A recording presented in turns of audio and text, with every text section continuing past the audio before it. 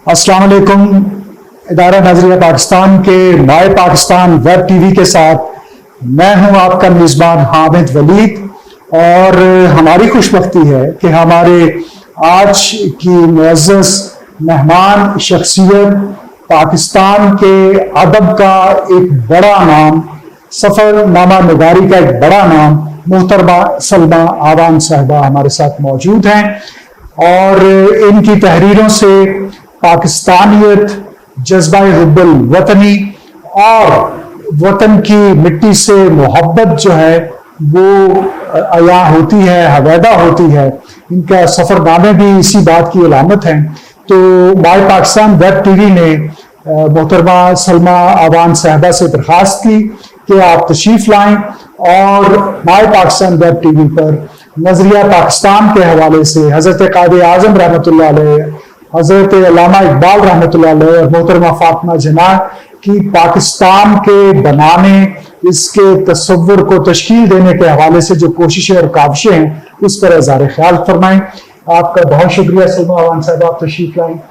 और आप माशाअल्लाह अदब की दुनिया का एक बड़ा चमकदार और रोशन सितारा हैं, और आपकी तहरीरें जो हैं वो वतन अजीज की अक्सरियत जो है जो कम से कम हमारी नस्ल ने तो पढ़ रखी हैं, और आगे अब जो सोशल मीडिया का दौर है उस पर भी यकीनी तौर पर आपकी चीज़ें देखने को मिलती हैं।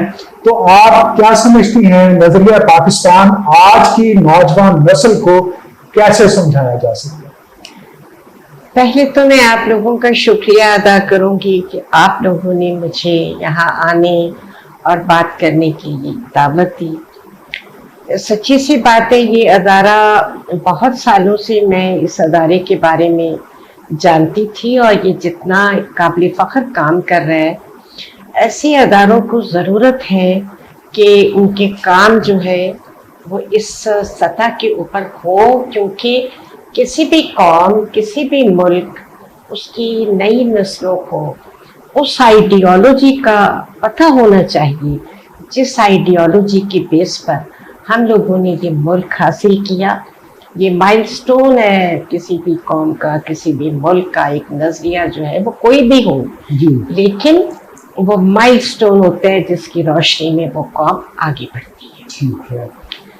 तो अब ये है कि इस ज़मन में मेरा ख्याल है कि सबसे बड़ी जो चीज़ है, क्योंकि मैंने दो वाक़यात अपनी बचपने में मैं उनका ज़रूर जिक्र करूँगी कि मैं बहुत जब पाकिस्तान बना, पार्टीशन हुई, तो सब मेरा ख्याल है कि मैं सिर्फ 3-3.5 साल की थी। तो यानी ये 40 मतलब ये एक सुबह की बात है। मेरी वालिदा पढ़ी लिखी नहीं थी इतनी, तो मैंने देखा कि सुबह का वक्त था, तो वो भागी हुई आई हैं घर की दूसरी मंजिल से नीचे। उन्होंने जंगले से झांका है, और उनका अंदाज इतना था कि जैसे उनका कोई अजीज जिसकी डेथ हो गई है। तो वो ऐसे सीना अपने पर हाथ मार रही थी और कह रही थी कि बाबा फौत हो गया है, बाबा फौत हो गया है।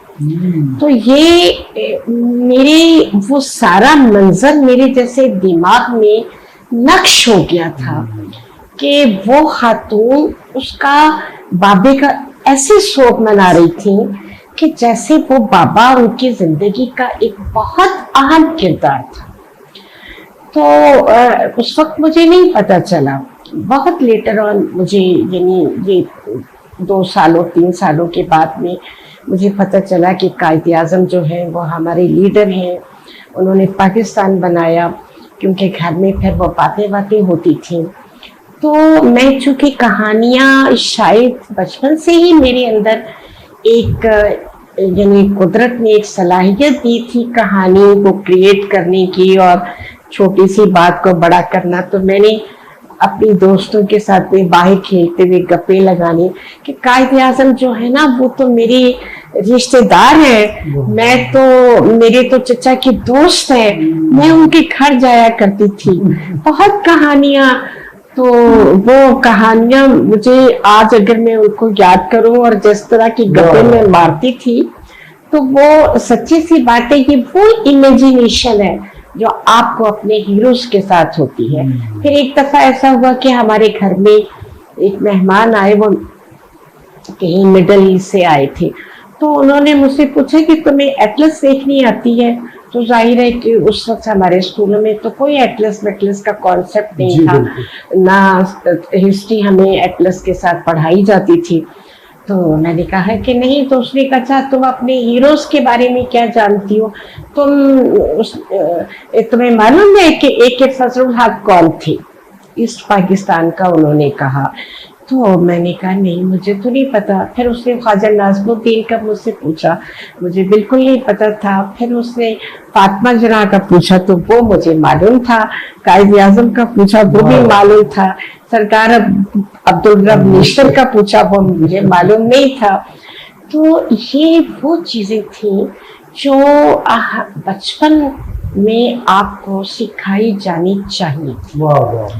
اور ہم لوگ اس بارے میں سچی سی بات ہے کہ ہمارے محکمہ نے یا ہماری ایجوکیشن سسٹم نے ان چیزوں کو کنسیڈر نہیں کیا. بہت شارٹ سٹوریز کے صورت میں ان ہیروز کی کہانیوں کو ضرورت تھی کہ وہ ان کو نا ایک کہانیوں کی, اب تو خیر اس کے اوپر بہت کام ہو رہے ہیں, لیکن اب زمانہ جو ہے یعنی نا ایک نسل تو آپ کہہ لیجئے کہ وہ چلی گئی. اس نسل کی وہ جو بہت پرانی نسل تھی جس نے ایک طرح پاکستان بنانے میں اسٹرگل کی, اس نسل کی کنٹریبیوشنز اور اس نسل کی جو سروسز اور ڈیووشن وہ ڈفرینٹ. سلمیٰ اوان صاحبہ, وقت بہت تیزی کے ساتھ اب بدل رہا ہے جی, اور جس طرح سے انٹرنیٹ کی دنیا نے اسے گلوبل ولیج بنایا, پھر سوشل میڈیا آ گیا, تو لوگوں کے جو سبجیکٹس تھے وہ تبدیل ہو گئے ہیں, اور ہسٹری جو ہے, یا جیوگرافی جو ہے, یا اس قسم کے دیگر جو مضامین ہیں وہ اب ایک اعتبار سے متروک ہوتے جا رہے ہیں.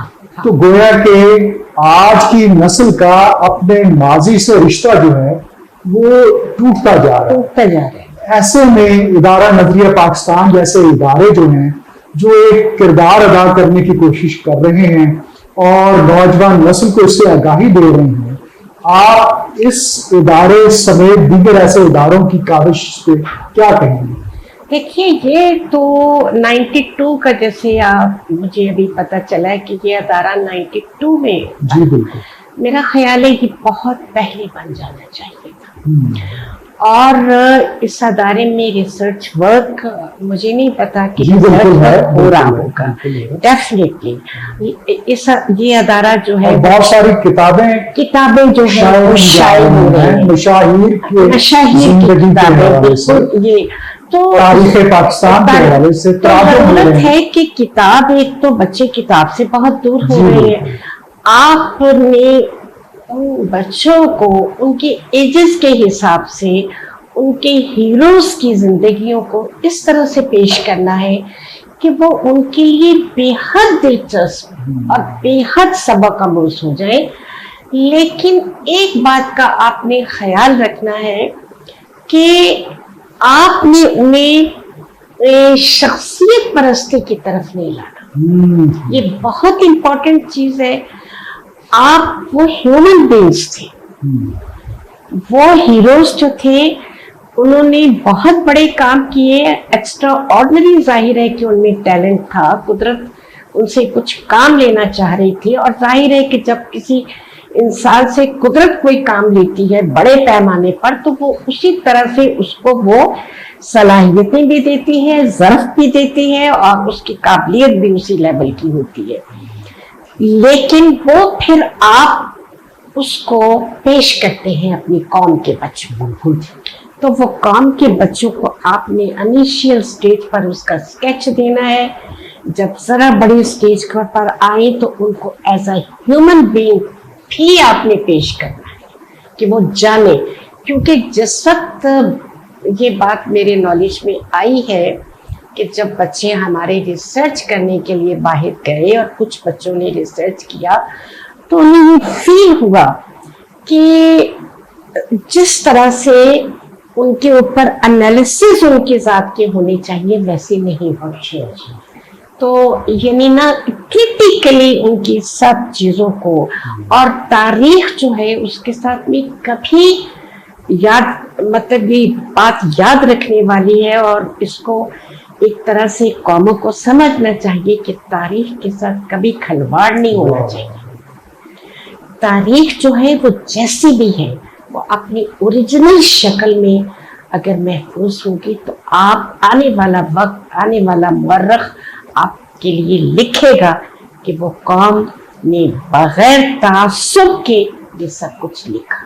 سلما صاحبہ لٹریچر کا پاکستانی ادب کا نظریہ پاکستان تحریک پاکستان تقسیم پاکستان کو ڈسکرائب کرنے میں اور مسلم جو کانسیپٹ تھا اس کو اجاگر کرنے میں کیا کردار ادا کیا؟ دیکھیے یہ تو پارٹیشن جس وقت ہوئی ہے اس کے ساتھ ہی لٹریچر شروع ہو گیا. آپ اس میں بہت بڑے نام دیکھ لیجیے. ختیجہ مستور ہے, حاجرہ مستور ہے, ہماری الطاف آپا تھیں ماشاء اللہ سے, اور اس کے بعد میں یعنی آپ درجنوں نام لے سکتے ہیں, یعنی بہت سارا یعنی نام. تو یہ ان لوگوں نے افسانہ, ان لوگوں نے ناول کی شکل میں, ان لوگوں نے کالم نگاری کی شکل میں, ان لوگوں نے جی شاعری میں بالکل شاعری لٹریچر میں شاعری ایک بہت اہم پارٹ ہے. تو ان لوگوں نے اس عہد کو, اس سٹرگل کو, اس ساری چیز کو پریزرو کیا, محفوظ کیا, اور وہ محفوظ کیا جانا ایک اثاثہ ہے پاکستان کے لٹریچر کا, پاکستان کے ادب کا. اور کوئی بھی قوم اپنے لٹریچر پر زندہ رہتی ہے اور اس زبان کو اس کے شاعر, اس کے ادیب جو ہے وہ زندہ کرے. اب دیکھیے آپ کہ اگر ہم رشیا کا لٹریچر دیکھیں تو اس میں جو کردار ٹالسٹائی نے, دستویوسکی نے ادا کیا اور جو کردار ان کے شاعر پشکن نے, الیگزینڈر پشکن نے ادا کیا, انہوں نے رشین لینگویج کو اٹھا کر یورپین لینگویج کے برابر کیا. تو یہ ہوتا ہے کہ عالمی معیار کا ادب ہے. اور سچی سی بات ہے کہ میں رشیا گئی تو میرے لیے وہ گلیاں, ماسکو کی, پیٹرزبرگ کی گلیاں میرے لیے بڑی مانوس تھیں, اور مجھے ان گلیوں سے ایک طرح محبت ہوئی کہ میں جب ریڈ اسکوئر میں پھر رہی تھی تو میں یاد کر رہی تھی ٹالسٹائی کا وہ جو وار اینڈ پیس کا آخری پورشن ہے اس کا, ماسکو. تو وہ اپنائیت ہے جو آپ عالمی ادب کے ساتھ, عالمی لوگوں کے ساتھ میں, عالمی دنیا کے ساتھ میں جڑتے ہیں. یہ لٹریچر آپ کو جوڑتا ہے. تو ہماری جو آج کی نوجوان نسل ہے اس کا جو ربط ہے تاریخ کے ساتھ, تحریک پاکستان کے ساتھ, مشاہیر پاکستان کے ساتھ, اس کا آپ اگر انالیسس کریں تو کیا سمجھ آتی ہے؟ ہماری جو تھوڑی سی, میں سمجھتی ہوں کہ ہماری تھوڑی سی بدقسمتی ہے کہ ہم لوگوں نے جس طرح سے اپنی پرسنالٹیز کو, اپنی شخصیات کو جیسے ہمیں ہائی لائٹ کرنا چاہیے تھا, ہم نے اس اینگل میں نہیں کیا. بلا شبہ کہ اب کوششیں ہو رہی ہیں, بہت زیادہ ایفرٹس ہو رہی ہیں, اور یعنی نا لٹریچر کی سطح پر بھی, ٹی وی ڈراموں کی شکل میں بھی بہت کچھ ہو رہا ہے. کیونکہ میرا خیال ہے کہ جب کوئی بھی ملک اور قوم نہیں بنتی ہے تو اس کو اسٹیبل ہونے میں, اس کو اس نہج پر پہنچنے میں کچھ ٹائم لگتا ہے. قوموں کی زندگی میں 50, 60, 70 سال کوئی ٹائم نہیں ہے, اس میں وہ سیٹ ہوتی ہے. تو انشاءاللہ یہ ہے کہ بہت کچھ ابھی کام ہو رہا ہے, یعنی نا مشاہیر کے اوپر کام ہو رہا ہے. اور سچی سی بات ہے کہ لوگ بھی لکھ رہے ہیں, نئی نسل جو ہے وہ لکھ رہی ہے ابھی. بلکہ یہ ہے کہ مجھے پچھلے دنوں میں مجھے کچھ کتابیں ملی تھیں اور وہ ینگ لڑکیوں نے، یونیورسٹی کی لڑکیوں نے ان کے اوپر لکھا، اور یہ مجھے میرے لیے بڑی خوش آئند بات تھی، اور میرا خیال ہے قاسم علی فاؤنڈیشن نے ان کی تھوڑی سی فنکشنز بھی کیے، تو میرا خیال ہے کہ کام ماشاءاللہ سے ہو رہا ہے، اب بالکل نہیں ہوں، میں بہت ہوپ فل ہوں یعنی نا، اور سچی سی بات ہے کہ ہم لوگ کسی بھی قوم سے پیچھے نہیں ہیں. آپ دیکھیے گا کہ ایسٹ پاکستان جب یعنی نا 69 میرا خیال ہے کہ جب اس کے حالات بہت ہی خراب تھے، 67 اور 68 میں بہت ڈسٹربنس تھی وہاں پر، تو اس وقت اردو ڈائجسٹ نے بڑا کردار ادا کیا کہ الطاف حسن قریشی صاحب وہاں جاتے تھے، وہاں کی آبزرو کرتے تھے، تو وہ آرٹیکلز نے ہی میرے اندر ایک تحریک دی مجھے کہ میں مشرقی پاکستان جاؤں. تو میں نے پھر اپلائی کیا، مجھے ڈھاکہ یونیورسٹی نے ایڈمیشن دیا. 69 میں میں وہاں تھی ڈھاکہ یونیورسٹی میں، اور میں پورے یعنی 70 میں میری واپسی ہوئی.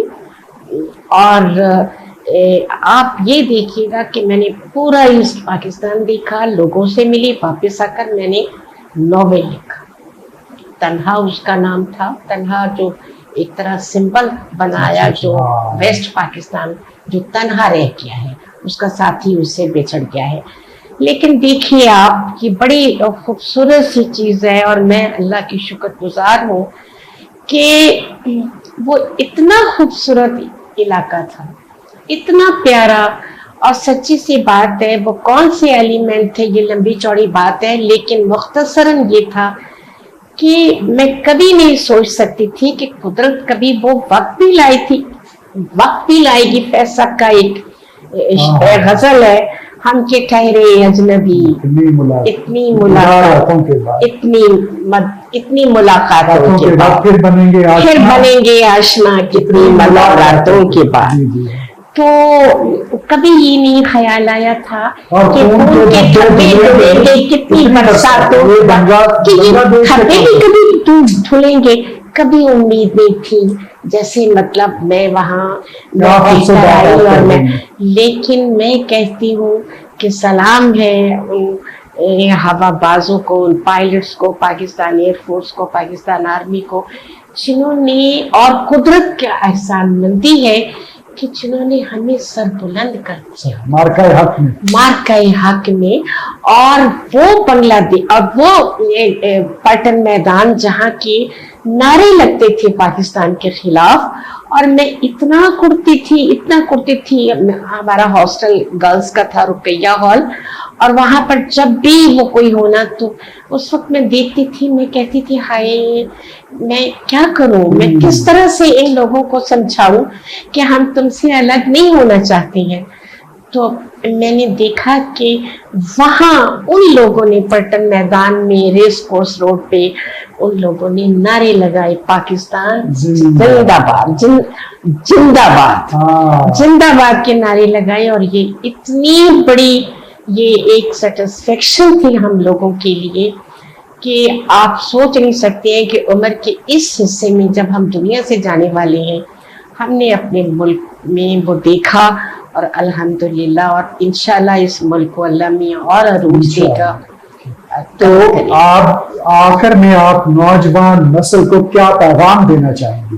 بس پیغام تو مجھے یہی دینا ہے کہ پاکستان سے محبت کریں.